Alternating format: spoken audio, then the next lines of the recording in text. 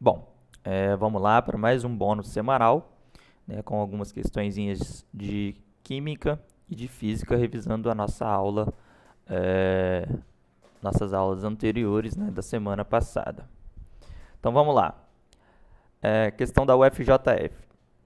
Segundo os modelos atômicos atuais, os prótons e nêutrons estão localizados no núcleo do átomo, é, ao qual se deve a maior parte da massa do átomo. Dessa forma, podem se caracterizar os elementos através do número atômico e do número de massa. John Dalton propôs a teoria do modelo atômico em 1808 e muitos de seus postulados mostraram-se bastante realistas em relação ao conhecimento atual sobre a teoria atômica. Entretanto, a existência de isótopos ainda não era conhecida. Assinale a alternativa na qual a afirmação do modelo atômico de Dalton não esteja de acordo com a existência de isótopos. Então, nessa questão, ele basicamente quer saber, né, se essas afirmativas aí batem, né, com a afirmativa de Dalton em relação a não relação a relação com a existência, né, de isótopos, né, que não esteja fazendo relação com isso. Então aqui na letra A nós temos que cada elemento é composto por átomos, sim ou não? Sim, nesse caso cada elemento é composto por átomos porque toda a matéria ela é composta, elas são compostas, né, por átomos, né? Logo todo elemento ele é composto por átomo. Na letra B ele fala o seguinte: todos os átomos de um mesmo elemento são idênticos? Não. A gente sabe que não, porque é, existem átomos, né, existem átomos de mesmo elemento que são diferentes em número de prótons, nêutrons e também número de elétrons. Então vamos lá, vamos colocar bonitinho aqui. Na letra A, toda a matéria, cada elemento é composto por átomos? Sim. Por quê? Pois toda a matéria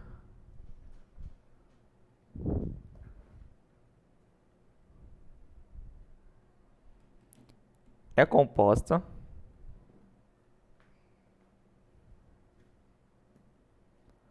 por átomos. Logo, todo elemento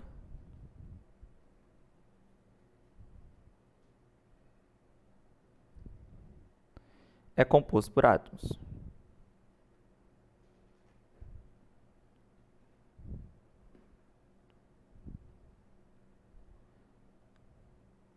Na letra B,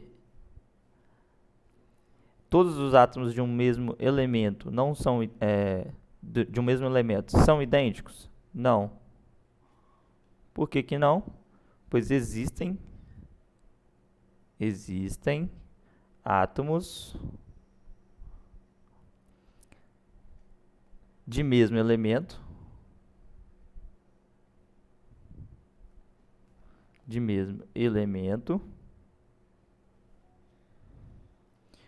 que são diferentes, né? Que são diferentes. Só que diferentes em quê? Em número de prótons, né? Em prótons. Ou pode ser em nêutrons, né? Ou elétrons. Então tem essa diferença aí, tá? Na letra C, ele pergunta se nas reações químicas os átomos não são alterados. Bom, nas reações químicas os átomos eles podem sim ocorrer a alteração, pois toda reação ela ocorre toda reação química ela ocorre uma alteração. Então nessa aqui seria sim, né?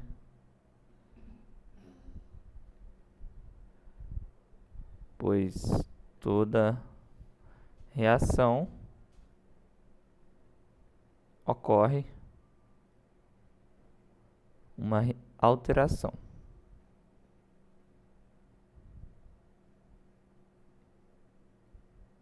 E na letra D, também é assim, porque ó, os compostos são formados quando átomos de mais de um elemento se combinam? Sim.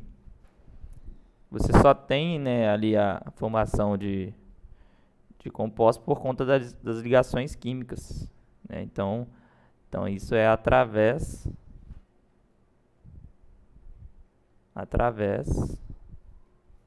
das ligações químicas.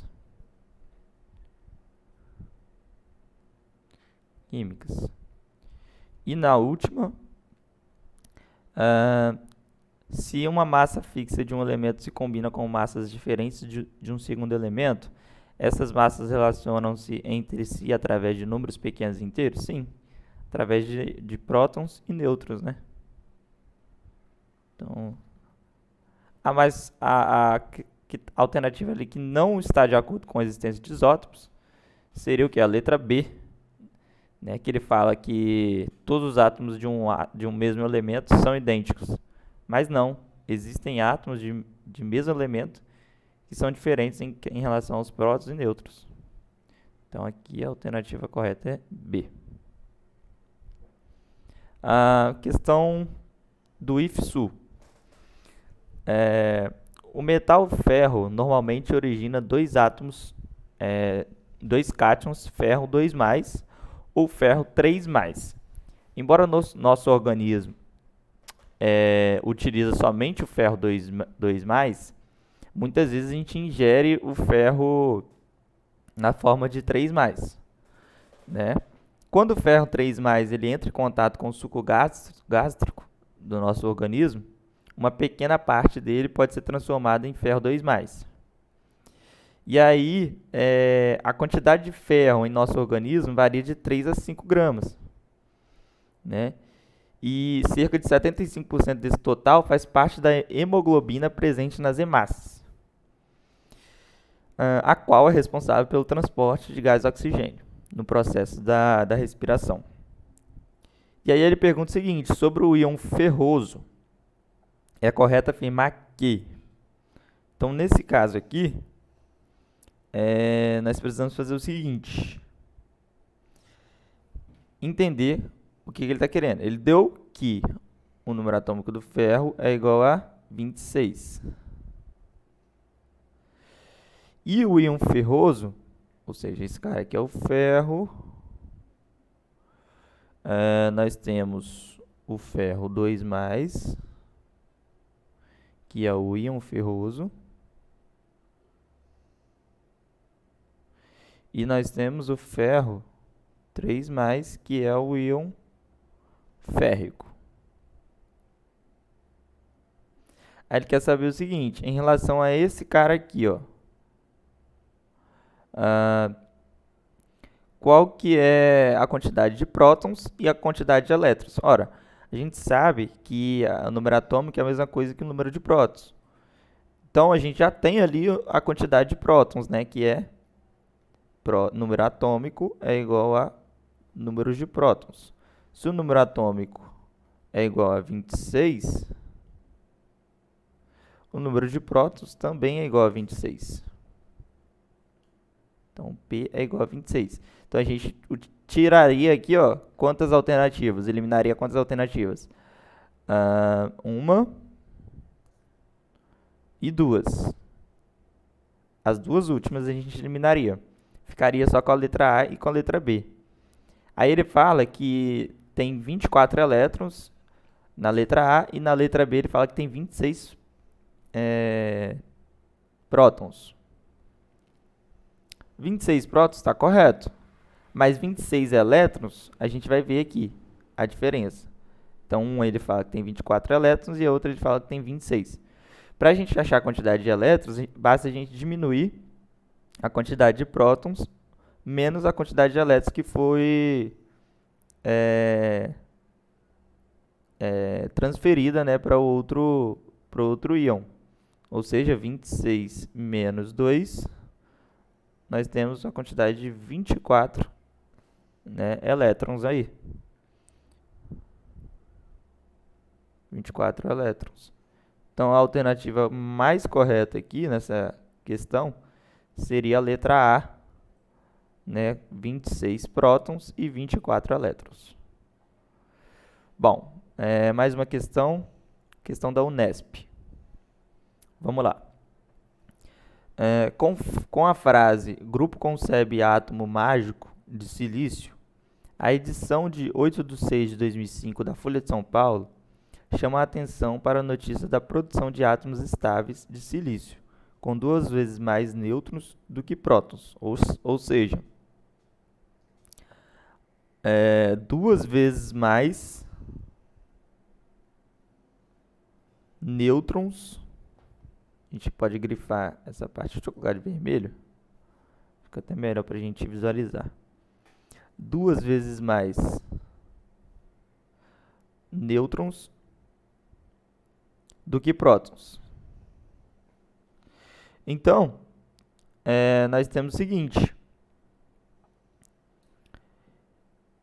por cientistas da Universidade Estadual da Flórida, nos Estados Unidos, da América e tal, na natureza, os átomos estáveis desses elementos são silício 28, 29 e 30. Quantos nêutrons há em cada átomo mágico de silício produzido pelos cientistas da Flórida? Então, nesse caso aqui, basta a gente fazer o seguinte.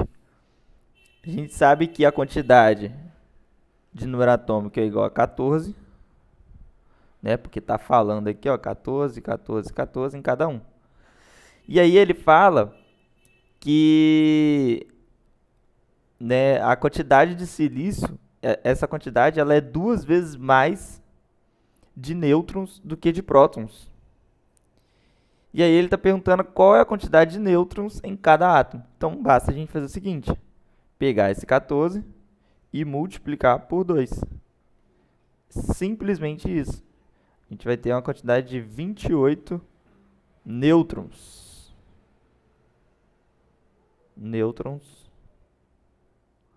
Aqui, então, a resposta correta seria a letra C, 28.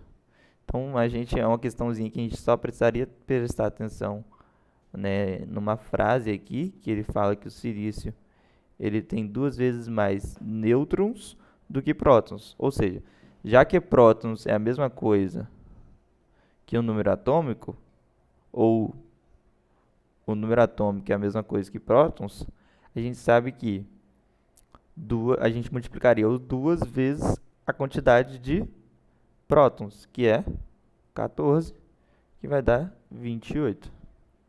Belezinha, galera? Próxima questão de distribuição eletrônica. Vamos lá. As propriedades... questão da Universidade Federal do Paraná. As propriedades das substâncias químicas podem ser previstas a partir das configurações eletrônicas dos seus elementos, de posse do número atômico.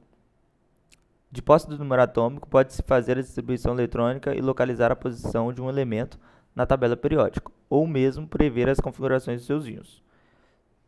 Sendo o cálcio pertencente ao grupo dos alcalinos terrosos e possuindo um número atômico igual a 20, a configuração do seu cátion bivalente é o seguinte.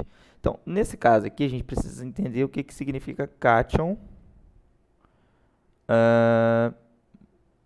bivalente.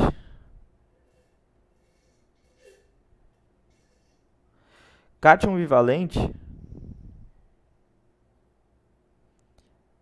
significa que é um íon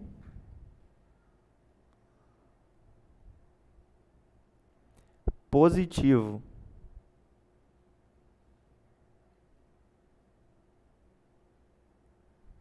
com carga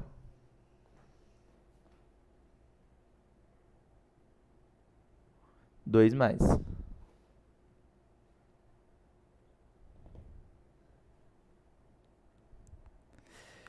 Então, nesse caso aqui, quando a gente tem um cátion bivalente, nós vamos ter um íon positivo com carga 2 mais. Nesse caso aqui, o cálcio, né, que é esse cara aqui, Ca, o cálcio normal seria esse aqui. O cálcio bivalente seria Ca2+. ou seja, um íon positivo com carga 2+.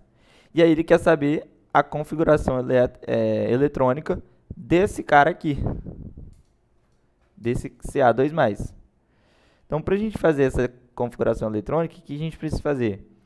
A gente precisa pegar a quantidade de número atômico, que é 20, e diminuir a quantidade de elétrons que foi distribuída para o seu cátion bivalente, ou seja, 2. Então, 20 menos 2, nós vamos ter um número atômico de 18, correto?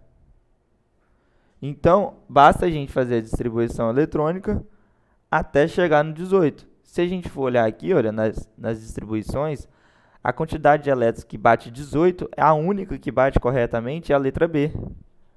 As outras dá tudo mais do que 18. Então, nesse caso aqui, a configuração eletrônica mais correta seria a letra B. Olha, 6, no caso vamos fazer em ordem aqui, 2 mais 2 mais 6 mais 2 mais 6, né? Isso dá um total de 18. 12, 13, 14, 15, 16, 17, 18. Então, a alternativa correta seria a letra B. Seguinte, questão da UFSM. Como é difícil para o escoteiro carregar panelas, a comida mateira é usualmente preparada enrolando o alimento em folhas de papel alumínio e adotando uma versão moderna de cozinhar com o uso de folhas ou argila. A camada de valência do elemento alumínio no seu estado fundamental é... E o subnível mais energético é o... Então, vamos lá. Alumínio, nós temos que a massa, né, o número atômico do alumínio é igual a 13. Então, basta a gente fazer a distribuição eletrônica até chegar ao 13. Então, vamos lá. 1s2, 2s2, 2p6, 3s2 e 3p1. 3p1. Lembre-se que na configuração normal, o 3p6, o subnível fica 3p6. Porém, a gente diminui até chegar à quantidade correta para poder, né, ter a quantidade certa ali de elétrons na sua última camada, que é a camada de valência. E aí ele pergunta, a camada de valência do elemento alumínio no seu estado fundamental é... Então, nesse caso aqui, a camada de valência é a 3, ou seja, a terceira. A gente pode eliminar a letra B, a letra C e a letra D. A gente ficou só com terceira, 3S ou 3P. Nesse caso aqui, a gente tem um subnível P, nesse caso aqui. Então, a alternativa mais correta seria a letra E, né? Subnível P. Então, a terceira, isso aqui é a camada de valência. E o subnível mais energético é esse carinha aqui. Subnível mais energético. Bom, vamos lá. Mais uma questão aqui para finalizar a parte de química.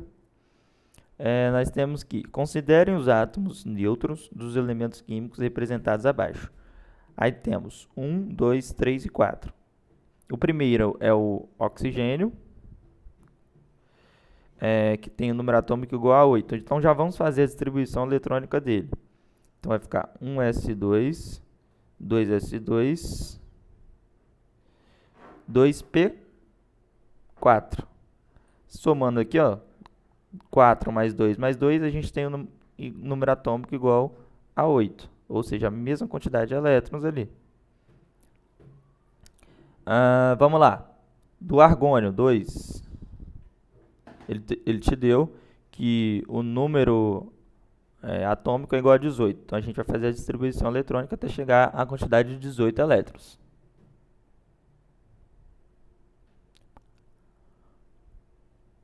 Vamos lá. 1s2, 2s2, 2p6, 3s2, 3p6. Então, nós vamos ter uma quantidade de total aqui de 18 elétrons. Na terceira, a mesma coisa. 1s2. Então, se na segunda a gente já tem, nessa configuração aqui a gente já tem 18, a gente basta repetir, ou seja, 1s2, 2s2, 2p6, 3s2, 3p6 e adicionar mais uma, né, mais uma camada e mais um subnível aí, que é o 4, o próximo, né, na ordem é 4s2 aqui, nesse caso. E, por último, nós vamos ter o número atômico do sódio que ele te deu é 11. Então, a gente vai fazer 1s2, 2s2, 2p6 e, ao invés de ser 3s2, a gente vai colocar o 3s1. Por quê? 6 mais 1, 7, mais 2, 9, mais 2, 11. E aí ele pergunta o seguinte: os dois elementos químicos que apresentam maior número de elétrons na camada de valência é o quê? O que é a camada de valência? A última. Então, nesse caso, seria aqui, esse aqui, 3p6, e o 2p4. Então, o número 1 e o número 2. Né? Então, a alternativa correta, a letra A, 1 e 2. Bom, vamos partir agora para os exercícios de física. Questão aí da UFRGS. Vamos lá. Em grandes aeroportos e shoppings, existem esteiras móveis horizontais para facilitar o deslocamento de pessoas. Considere uma esteira com 48 metros de comprimento e velocidade de 1 metro por segundo. Uma pessoa ingressa na esteira e segue caminhando sobre ela com velocidade constante no mesmo sentido de movimento da esteira. A pessoa atinge outra extremidade da esteira 30 segundos após ter ingressado na esteira. Com que velocidade, em metros por segundo, a pessoa caminha sobre essa esteira? Então, nesse caso aqui, a gente precisa grifar, né, primeiramente, os dados. Então, a gente deu que considera uma esteira com 48 metros de comprimento e com velocidade de 1 metro por segundo. Correto? Então, a primeira coisa que a gente vê nas questões é grifar os dados importantes. E aí, depois, ele fala que a pessoa, né, atinge, né, uma outra extremidade 30 segundos após, né, ter ingressado na esteira, ou seja, ter subido na esteira. E aí ele pergunta que velocidade essa pessoa caminha na esteira. Então, nesse caso aqui, a gente vai fazer o seguinte. Nós temos... Nossa, a gente tem uma reta aqui. Vamos colocar uma reta aqui. Vamos desenhar aqui, né? Vamos desenhar uma esteira. Finge que isso aqui é uma esteira, tá, gente? Vamos lá.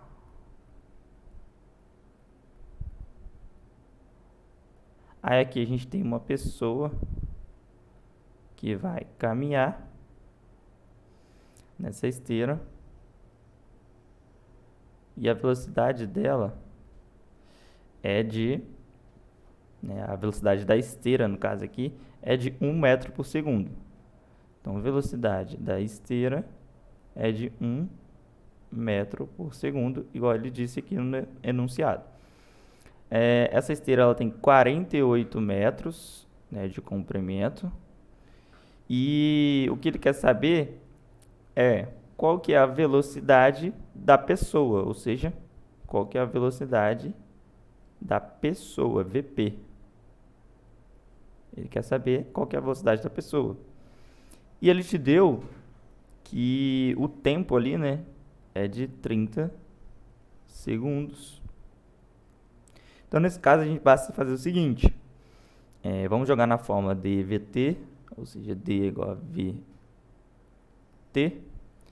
E a gente tem que a velocidade, né, total, ela vai ser igual a distância sobre o tempo, correto? Então, nesse caso aqui, nós vamos ter o seguinte.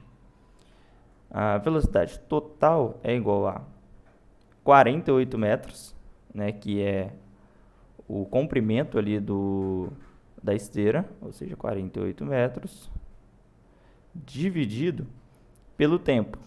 Quanto que é o tempo? 30 segundos. Então, a gente sabe que a velocidade ela é em metros por segundo. Então, nesse caso aqui, nós vamos ter uma velocidade total de... fazendo esse cálculo, a gente chega num valor de 1,6. Fazendo essa divisão, a gente chega num valor de 1,6 metros por segundo. Então, essa velocidade é a velocidade total. Mas o que a gente precisa saber? A gente precisa saber a velocidade da pessoa. Então, para a gente achar a velocidade da pessoa, a gente tem que ter o quê? A gente sabe que existe a velocidade da esteira, e a gente sabe que existe a velocidade da pessoa, e a gente tem a velocidade total. Então, se a gente tem essas três velocidades, basta a gente fazer o seguinte, que velocidade total, né, é igual à velocidade da esteira mais a velocidade da pessoa. Tendo por isso, a gente consegue já jogar os valores e fazer que velocidade total é igual à velocidade da esteira, que é 1 metro por segundo,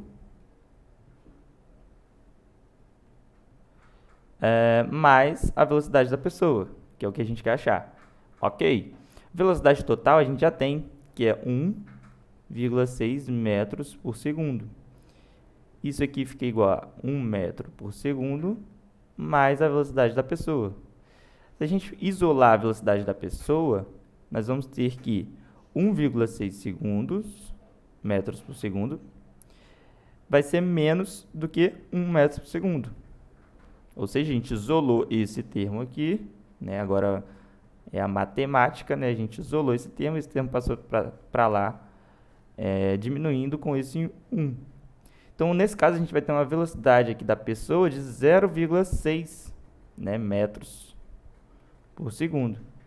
Então, a alternativa mais correta aqui seria a letra E, 0,6. Próxima questão da PUC do Rio Grande do Sul. O eco é o fenômeno que ocorre quando um som é emitido e seu reflexo em um anteparo são percebidos por uma pessoa com um intervalo de tempo que permite ao cérebro distingui-los com sons diferentes. Para que se perceba, né, o eco de um som no ar, na qual a velocidade de propagação é de 340 metros por segundo, é necessário que haja uma distância de 17 metros entre a fonte e o anteparo. Na água, em que a velocidade de propagação do som é de 1.600 metros por segundo, essa distância precisa ser de... Então, o que ele quer saber é qual que é a distância de propagação, né, na água ali. Então, nas primeiras informações que ele nos deu foi o quê? Que a velocidade de propagação no ar é de 340 metros por segundo, ou seja, no ar, tá? A primeira informação foi no ar, com uma distância de 17 metros entre a fonte e o anteparo. Essa distância a gente pode, né, considerar na água também. Então, a gente considera essa distância de 17 metros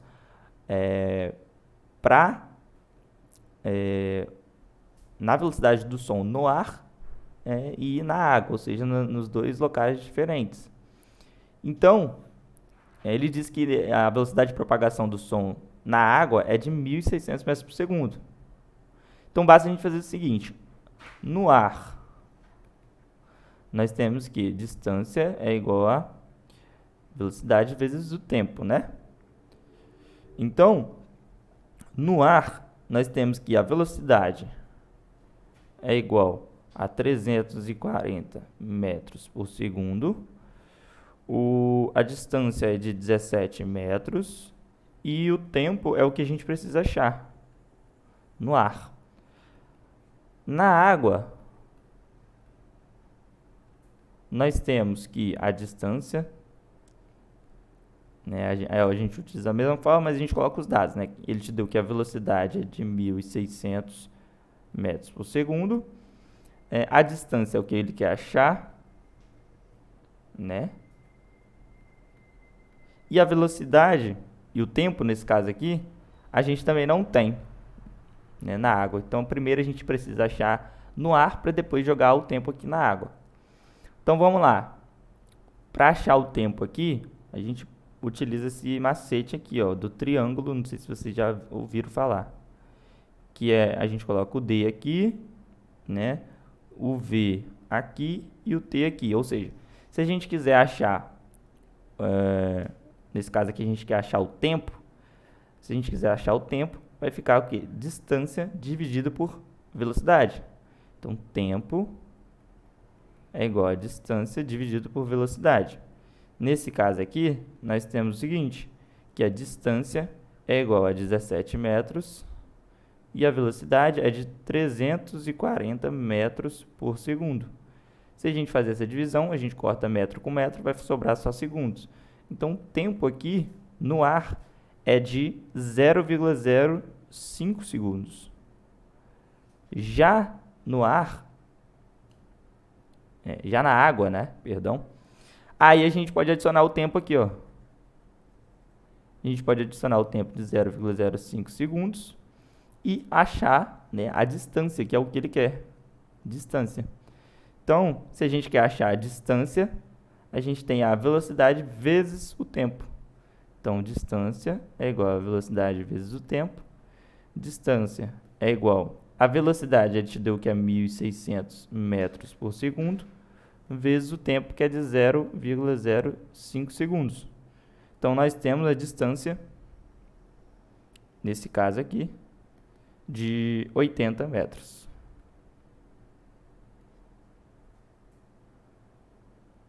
Belezinha, galera? Então, essa é a resposta aqui, ó, letra C, 80 metros. Próxima questão, questão da UFPE, Universidade Federal de Pernambuco. A figura mostra um gráfico da velocidade em função do tempo para um veículo que realiza um movimento composto de movimentos retilíneos uniformes. Sabendo-se que em t igual a zero, a posição do veículo é de 50 km por hora, né, 50 km, perdão, calcule a posição, né, do veículo no instante t igual a 4 horas. Então, nesse caso aqui, a gente precisa fazer o seguinte.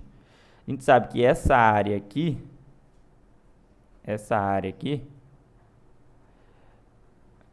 né, para a gente calcular,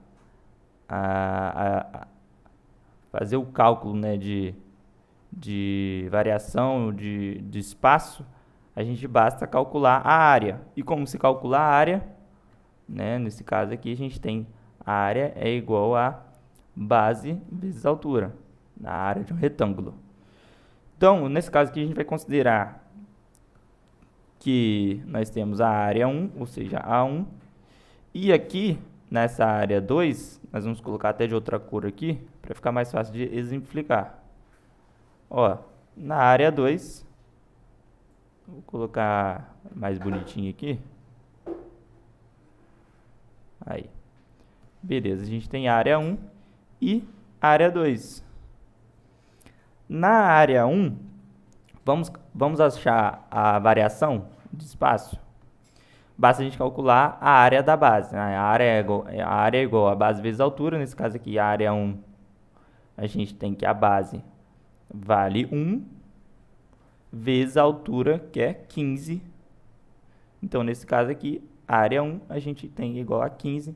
Então, a área 1 é a mesma coisa que a variação de espaço, né? Então, o ΔS aqui, ou seja, o ΔS1 é igual a 15 quilômetros. Para a gente achar o 2, né, ou seja, da área 2, a gente basta fazer a mesma coisa. A área é igual a base vezes a altura. Nesse caso, a gente tem que área 2 é igual a... Quem é a base? Nesse caso aqui, ele pediu até 4 metros, né? Até 4 horas, perdão. Então, a gente vai ter que marcar até aqui, ó. A gente vai desconsiderar essa parte aqui. Então, a gente vai considerar só até a parte de 4 horas, ok?